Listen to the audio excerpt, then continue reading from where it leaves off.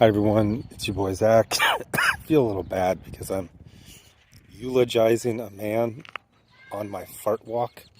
It's a term that's been coined recently. It's the walk you go for after dinner. And it's kind of funny, especially working from home. Um, the whole thing about like, oh, you do this many calories and you lose weight, it doesn't work. Somehow, just like slowly walking around the neighborhood, it's like it It's like it reminds your body, it's like, oh yeah, I'm a person. I'm not just like a thing on the couch. But anyway, so I finished a script, really good script.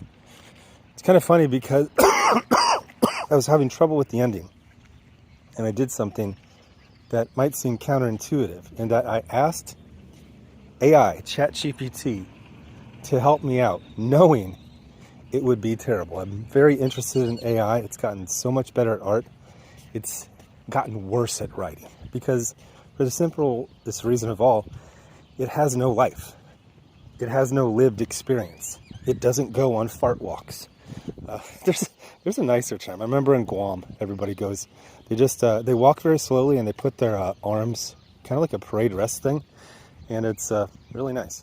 But in America, we called we called them fart walks. So anyway, just as I get done, I really happy with the script. It's funny, the the terrible writing of AI inspires me. Like it will activate my imagination even if I think I have no idea. So what originally had kind of a trite, edgy ending ended up being like very human and kind of sweet. So I was very, very happy about writing and comics. And then like the first thing when I'm done, and it was like I went to I wasn't even trying to go to the website. Like it was like just started like typing it out of habit. And then it's like, oh, what the hell? I didn't even want to go to, I was like done with comics for the day. And then, yeah, so I see there, Jim Shooter, passed away at the age of 73 from cancer of the esophagus. And I liked him.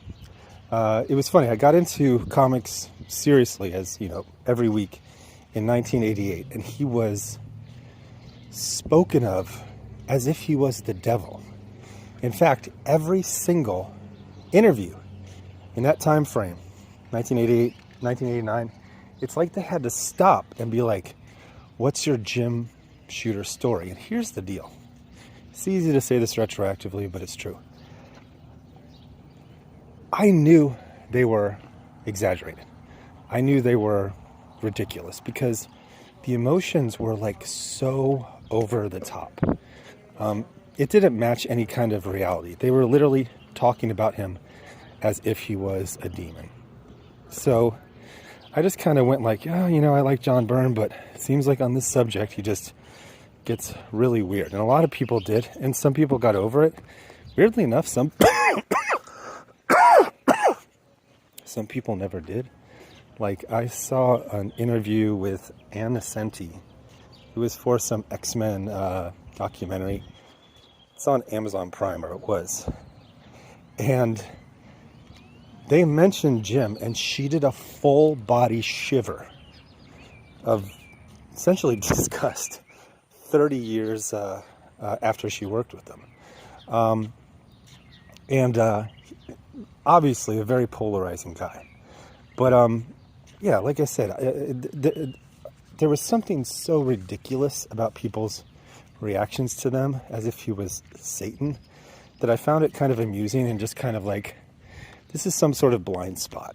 And then, if you've ever watched Half in the Bag, you know, they have their series on Star Wars. And at one time, I think they're talking about Revenge of the Sith. And there's a point where they're talking about some stuff. And then all of a sudden they're like, oh yeah, what about this planet? And it's like a really crucial planet in their years-long campaign. And was it Mike Stoklasa says, if you ever want to know how a war would be run by disorganized hippies. This is it. And I always think of late 70s Marvel when I hear that line, because there was this, you had Stanley. And then in the 70s, I think they had like five separate editors-in-chief. And some of them had very short runs. I think like year and a half, 2 years. Weirdest thing is, most of those guys didn't get fired. They would just step down. I'm assuming, this is just conjecture, that there wasn't much of a pay bump, but there was a ton of extra responsibility. And again, this is, the 1970s. It's a bunch of dope smoking hippies. They don't want to be filling out TPS reports. So Shooter has a fascinating origin in the comic book industry, in that he started working for DC when he was 14. And he worked for this guy. I always say the other guy's name, so I'm just going to say the bastard.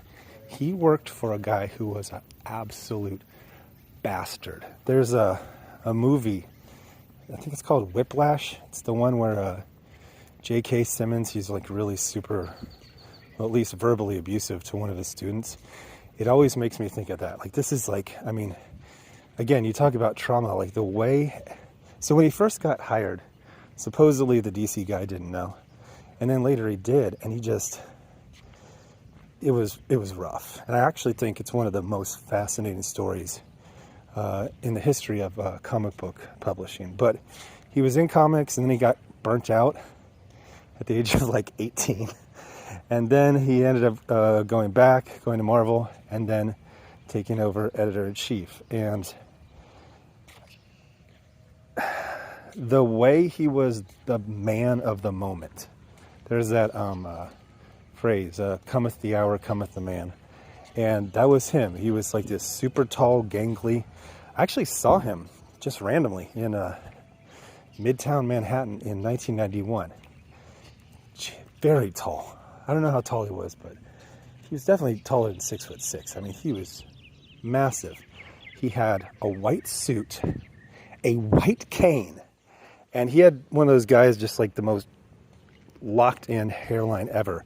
And it was severely pulled back into a ponytail. He looked like a Bond villain. It was actually shocking to see him.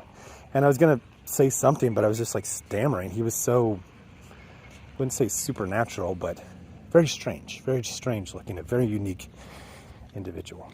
But when he took over, he did like crazy stuff. Like, he was like, you can't be your own editor, which a lot of the writers at Marvel were. They were their own editor. They were essentially their own boss. They were late on a bunch of stuff. Does this sound familiar? And he's like, hey, you can't be your own boss. You also need to not be late. So he was a huge proponent of the inventory story, which is, there's this kind of myth. It's like, oh yeah, back in the day, John Byrne. Well, actually, John Byrne tended to be able to do a bunch of, but it wasn't like you had the monthly artist and they would just knock out every single month. They would do like 3, 4, 5, 6 months, and then there would be a gap. And it would often be some kind of like generic story that could fit into any continuity.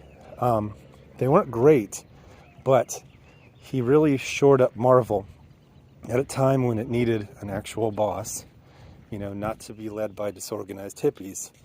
And he righted the ship. He had to deal with, usual corporate, shenanigans, and he had to balance things. But he was able to improve things with, off the top of my head, specifically ownership.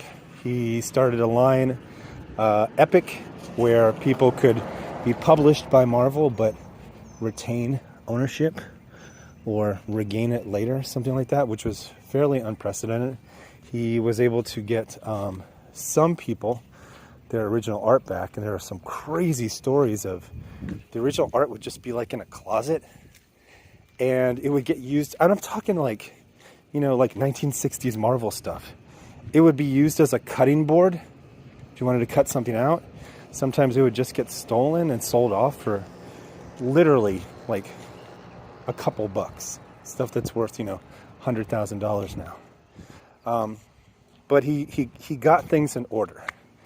Now, that being said, I can't say I'm a fan of his writing or his writing style, even though he was editor-in-chief of, during some visionary, runs. Frank Miller on Daredevil, Walt Simonson on Thor. I found his writing style very by the book, but it was knowingly so. He was, he would talk about every... Damn, I know a lot about Jim Shooter. This is just off the dome. He would talk about, every book is somebody's first book. So he wanted clarity. He wanted to explain things. He wrote a good amount of comics. He actually drew a couple. I did not like them. It wasn't my style. And then later on, he went on to create some companies, Valiant, Defiant. I think Broadway was another one of them. And they did good to certain degrees, but there was also a lot of, financial, ownership shenanigans again. So at some point he kind of stopped working in comics, but then something amazing happened. Because like I said, when I first started collecting, he was portrayed as like the devil. John Byrne famously burned him, no pun intended, in effigy at a party, to which Larry Hama, and I believe this was Chuck Dixon, apparently Larry had some issues with Jim, but he's like, I'm not going to participate in this. Jim gave me my job, so, he had that, honor about him to not join in on this. Honestly, what feels like some weird bullying from John Byrne. But the thing that was amazing that happened is in the late 1990s, you could have your own website. So Jim Shooter started just telling stories about, his perspective, why he did things that he had been demonized for. And you know what? His answers were pretty darn convincing. In fact, his answers basically shut up people who had complained about him and talked shit about him and burned him in effigy. That means you make a 3D, like a what is that? Voodoo doll, essentially. And then you burn it because I don't like this guy. It's stupid, but it's a thing. His, like I said, his take, his POV, his reasons for doing the things he did, they were solid, especially when you think that this was a business and he had to please and protect people in ways that you couldn't be, it's like the settings on a video game. You turn the strength up, the speed goes down of the character. Things like that, He can't make everyone happy all the time. After that, he kind of just did the convention circuit a lot, He got a lot of the, what do you think about this Marvel's doing? And he would usually give like a good solid answer. He wouldn't give one of those just namby-pamby, like, blah answers. He would give like a good solid answer. It's like, I would have done this for this reason, and they did this, and I thought it was a good idea or a bad idea. It was always interesting to hear his take. It wasn't one of those super boring non-answers. But so one of the good things about his life is that, all the time with artists, especially controversial people, they're redeemed after their death. It's like, oh, he actually wasn't that bad. He did this for this reason. Well, he was able to do that for himself like 20, 30 years before he died. To the point where now it's just, obviously, and Ascenti's still angry about something, but and I think John Byrne probably is as well, but the other people who were so harsh on him, they really, really softened on him later in his life. For a good amount of his life, like the last third of it. So that's all the things I know about Jim Shooter off the top of my head. And he was a very influential and good force in comics. Anyway, thanks for watching. Bye.